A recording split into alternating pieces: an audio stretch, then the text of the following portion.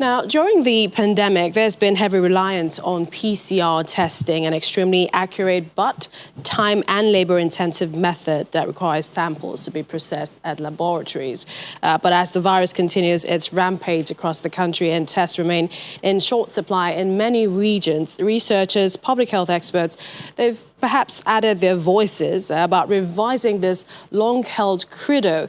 And this is some experts in the US saying that maybe it is best, or rather time, that less accurate tests be done as long as they are administered quickly and often enough. For more on testing, we have joining us via Skype Dr. Peter Imoesi, a molecular neuroscientist, is also a research fellow at Aberdeen University. Joins us via Skype. Thank you for joining us on the program.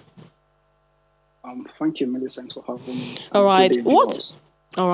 What's your take on the numbers that we're seeing? In Africa, we're recording a downward trend. We're seeing a spike in Europe as they ease larger restrictions. And then we know what's happening in the Americas. What do you think the trend of the virus is in these regions?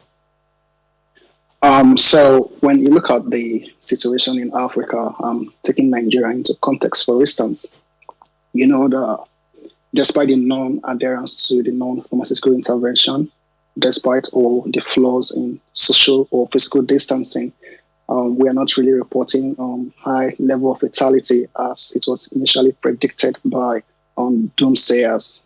And when it comes to testing itself, I think we are still kind of far behind schedule.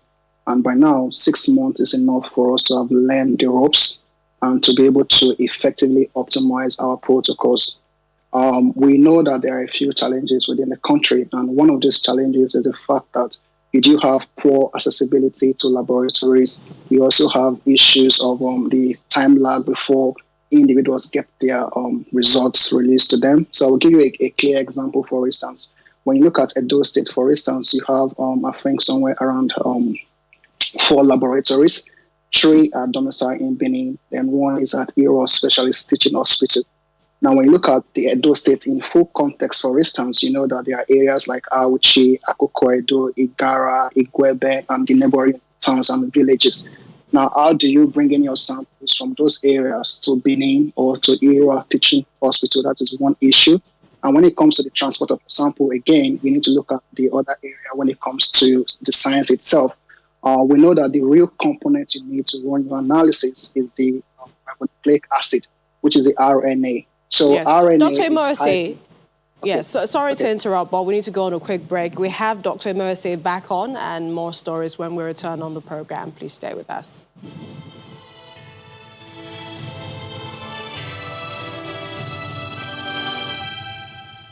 Welcome back to the program. We've been talking to our guest from Aberdeen University, Dr. Peter Imoesi, a molecular neuroscientist. Thank you for staying with us. As you were talking about the testing using the example of Edo State. Yep. Before we went on a break, I was trying to use the Edo State as an example, right?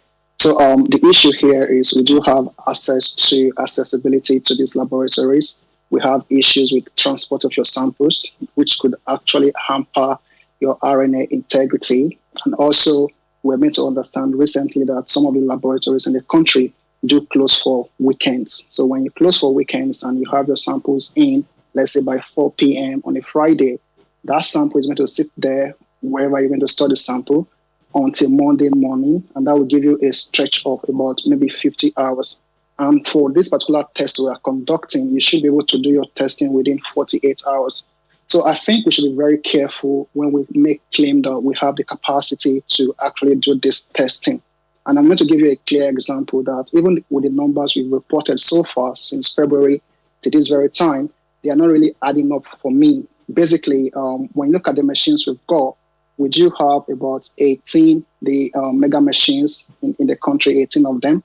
Then you have several laboratories. And I give kudos to NCDC for them to have been able to ramp up their laboratories from 3 or 5 up to 66. And you have the GenSpark machines at the same time. But here is the deal.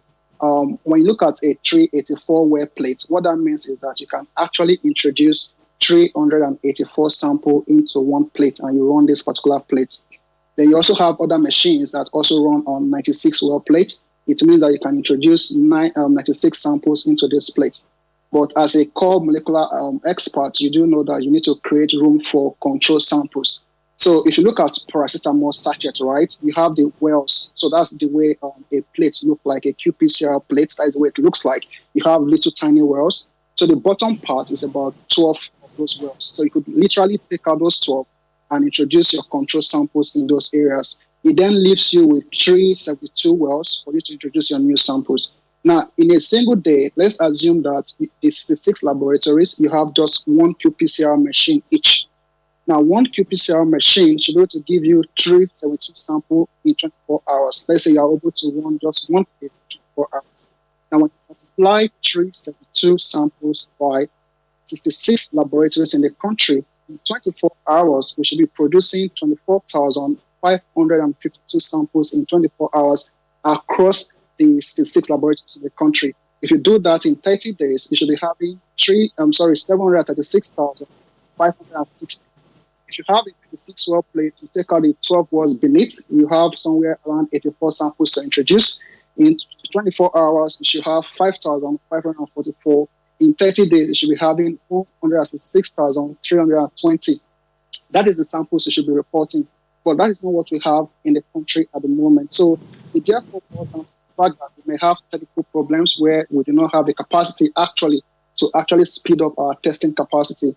Now, when it comes to ramping up of your testing, there is a recommendation I'm going to give to NCDC if actually we do have the capacity we claim to have. Now, the recommendation is really simple. We do know that we are trying to set up sample point collections across this country right now, which for me is not a good idea. The way to go about this is really simple. One, introduce mobile collection samples at every given religious center. So I'll give you, for instance, on a Friday, you have the Muslims going for mosque. So you could bring in your experts, the task force into major mosques across the country. You take your samples. On a Saturday, you map out a strategy for mega churches. You go to these churches, depending on the size of your church, you strategize your people at some strategic locations to take your samples again. And when it comes to banking, for people to access the banking hall, you also make a recommendation that before you go in, we must take your sample. And of course, based on human behavior, you introduce something like incentives. When you take a sample from an individual, you could say, we're going to give you a branded mask, we're going to give you a branded t-shirt, we're going to give you a branded pen. This is going to interesting initiative, Dr. Emeosi. I really wish we had a lot more time to talk about this, but definitely you will come on the program again. Thank you so much, Dr. Peter Emeosi, molecular neuroscientist from Aberdeen. Thank you for joining us on the program. Thank you for your time.